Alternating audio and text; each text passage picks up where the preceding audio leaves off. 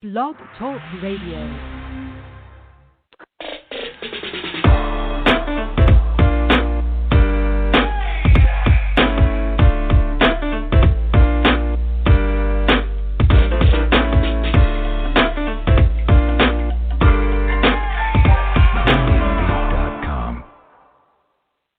What's good, people? We back at it. Another week up in here of the What's the Word with LJ Mental podcast. Once again, your host LJ. Welcome to another episode. Appreciate anybody for joining me. Now let's get it. Yeah, we back in here. We know it's another week. We still quarantined up in here around the country. Some places around the world. Some of y'all still opened up. But what I'm going to talk about today, let's get into it. This MJ Michael Jordan documentary, The Last Dance. Now I did talk about it right after the first two episodes aired. Now that it's over, unfortunately it's over. I wanted to see more of it actually. But now that it's over, just wanted to jump back into it and discuss it again, revisit the whole thing. I mean, a lot of this stuff I already knew about MJ. A lot of stuff I actually didn't know. A lot of the details that this doc is really good. And I just wanted to talk about, well, first of all, Jerry Krause and the discussion of he's saying Phil Jackson could go 82-0 in that 98 season. And he's not going to be brought back. That's just crazy to me. So we did talk about that. And also the fact that is actually the owner, Jerry Reinsdorf, is interesting. On the last episode 10, he mentioned that at the end of the season, after they won the sixth championship, he said, hey, Phil, brought him in and said, actually be willing to bring you back on a one-year deal.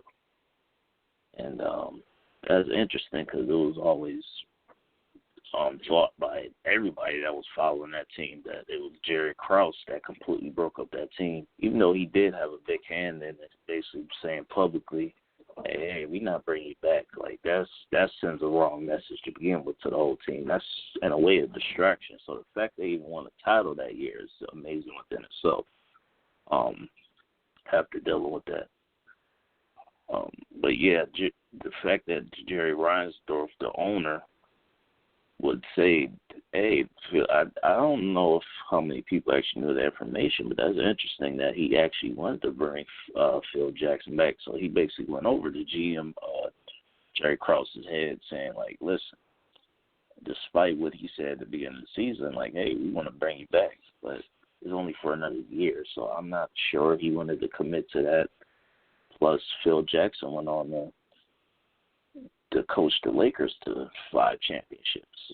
He had Shaq and Kobe for those first 3 after that. So, I mean, it would have been kind of hard to bring them back. And Jordan even saying, it's easy to say that now, what he said as far as wanting to say, hey, I won the 7th title, and I'm steaming about it that I can't come back for that title. And he's basically saying that, yeah, I believe everybody would want to come back for that. But one thing you got to factor in is Scottie Pippen. He had an injury history. That I already knew going into the documentary. He did have an injury history, but I didn't know that he was getting paid so little early on in his career. Actually, for a long time, his first 11 years, he made $22 million. There's more around there. And he was offered a huge contract by somebody else. So it would have been kind of hard to be realistic. It's easy to say, yeah, they would have won the 7th title. If they could get everybody back, I believe they definitely would have. If they could bring everybody back, but it would have been kind of hard because Scottie Pippen was barely getting paid, and for another year to come back under that contract, probably not making that much for that year. It would have been kind of hard to bring that team back together. And even if they did, they would have had to face a Spurs. I was thinking about that team that won in '99, the Spurs. That was a good ass team. Let's not sleep on Dave Robinson and Tim Duncan. I mean, and I can't honestly, I can't stand the Spurs, but I respect greatness when I see it. I'm not a hater, even though I can't stand them at all. Never been a fan of the Spurs. No knock to anybody in Texas at all. But yeah, I've never been a fan of the Spurs because I actually like the Lakers. But that greatness when I see it. And Tim Duncan and Aaron Robinson, they would have been a force to be reckoned with. But I mean, I believe if they could bring everybody back, they could have beat that team. But yeah, we can't just sleep on that team like they would have just swept them or something like that. Because that wouldn't happen. They wouldn't have swept that Spurs team. That team was pretty good. But yeah, just putting all the and another aspect that I didn't even think about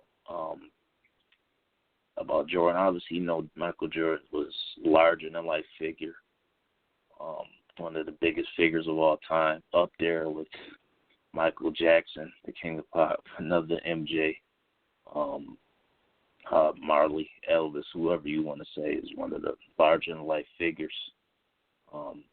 Michael Jordan is crazy to think about. When they show him in his locker room, as soon as he leaves out there, he's doing press. There's already 30 cameras waiting in his face. Like, that's just crazy to think about, just to deal with all of that. Plus, I mean, that the writer that the book about him, I think it's called The Jordan Rules, if I'm not mistaken, about his gambling issues and to why he retired. I'm sorry, they not shit for writing that book. I'm sorry, y'all not shit for writing that book. Yeah, that's a damn shame. I mean, Jordan, to put up with all that is crazy. As soon as this man leaves, he can't even leave the hotel room without being hounded by fans or the press. Like, that's crazy that he had to put up with all that, and that's just regular day people. Like, we don't even think about that part of it. That's just a lot to deal with alone. Just think about today, like with LeBron James or somebody like that is going through. You have to deal with that every single day. Like, and now you got press on top of social media, and you got TMZ now who captures damn near everything. So, with superstars. So, they got TMZ Sports now specifically for that.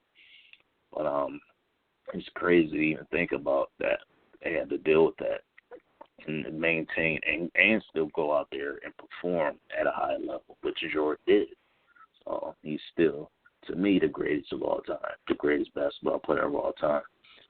And just to see it, I think this was good. This documentary was good to show a younger generation. Because a lot of the kids now, they just know Jordan for the shoes. And I don't think anybody's going to be able to touch Jordan in the shoe game. Like, you got a lot of great players like Kobe, of course, LeBron. I actually like LeBron's shoes. Kevin Durant. Now, like, you got a lot of players, but as far as the shoe game, like, a lot of the people now, the younger generation, just know Jordan for the shoes. So it's good that they showed how it all started, like how he even got the Nike deal. Like, and that's another crazy thing too. Jordan didn't even want to go to Nike. Like, he actually wanted to go. He actually wanted to go to Adidas. They turned him down. But it was his mama that hey, listen, take that meeting. His mama and his pops take that meeting. Like, yeah, that's wild to think about. Just imagine if the Jordan shoe was with somebody else, like with Adidas. It might not have the same impact. So it was meant to be for what it has become. And this is just amazing just to see how that all played out. And that documentary was excellent to me. It's one of the greatest sports documentaries I've ever seen. I know they had I think it was called Undisputed. Mike Tyson, that was another great one too that ESPN did. But this one here is up there, and it's great for. I think it's just revisionist history for some of the older generation. I think some of the details people didn't know, like what Jerry Reinsdorf said to Phil Jackson about wanting to bring him back. I think that caught people off guard, a lot of people off guard as far as like, oh, he did want to bring him back. But I think the damage was already done as far as like, hey, this was what everybody made it seem like it was the last dance. So the damage is already done. It was hard to control Dennis Rodman. This is the guy who wants to go on vacation during the season. He's like, hey, can I go to Vegas for 48 hours? I'm like, come on, man. Like, during the season, you can't wait till the season's over. And Scottie Pippen's being underpaid and his injury history, yeah, it was going to be really tough to bring that team back. So it was great just seeing all that put together. I wish it was longer, but the 10 episodes is fulfilling. It is. It just sucks we still don't have the sports yet. But just want to talk about this too briefly. Just to top this off, I know everybody wants to talk about a top 5 or top 10, whatever the case may be. The biggest barbershop talk there is, the top 10, whatever your list may be. And I know ESPN, they just put out a list during this documentary, too, of the top 10 greatest NBA players. And I just wanted to talk about mine briefly. Mine is a little similar. I agree that they have Michael Jordan at number 1. I agree with that. I think most of the country does. Most of the world does, actually. To me, is undeniable, like what he did on the court, as opposed to some people say Bill Russell with 11 championships. I mean, you got to factor in they only had 8 teams in the league back in the 60s, as opposed to 29-30 when Jordan was playing. The competition wasn't as strong during Bill Russell's era. So, granted, I wasn't alive at that time either, so somebody older than me might say, hey, you don't know what you're talking about. I mean, just looking at it, to me, I'll just say, I think Jordan, to me, is number 1. Besides the 6 championships, the 6 finals MVPs, 5 regular season MVPs, should have been like 12. But that's another thing, too, as far as MVPs. Jordan, I think they were really writers, the people that vote for MVPs, they were just looking for reasons to give it to somebody else. Just like they did with LeBron. LeBron should have more than 4 MVPs.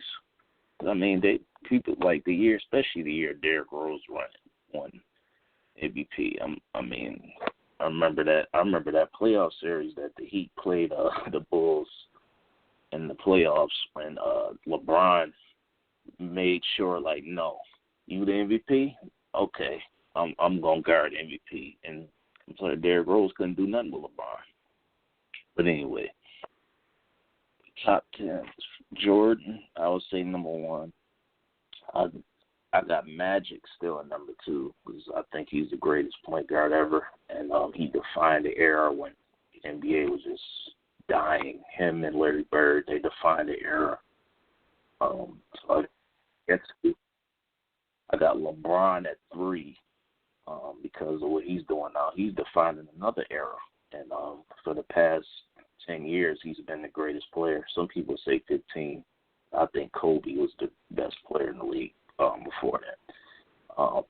So 4, I would say, to me, I would put actually Shaq. I'm putting Shaq. I would say Shaq at number 4. 5, I'll say Kobe. 6, Tim Duncan. 7, I'm gonna say Wilt Chamberlain. 8, Bill Russell. 9, Tim Duncan. As much as I don't like the Spurs, can't deny his greatness, greatest power forward ever. And 10, Dr. J. I think them are the 10 greatest NBA players in history. Sometimes I would want to put Hakeem Olajuwon in there, but Shaq is the most dominant big man I've ever seen. But I like these lists though, and I'm gonna do a top 5 or top 10 unconventional list that people don't talk about. Cause I think that's something interesting to talk about. But yeah, I'll get into that later on. It's been another episode of What's the Word, LJ Mentor podcast. I'm out.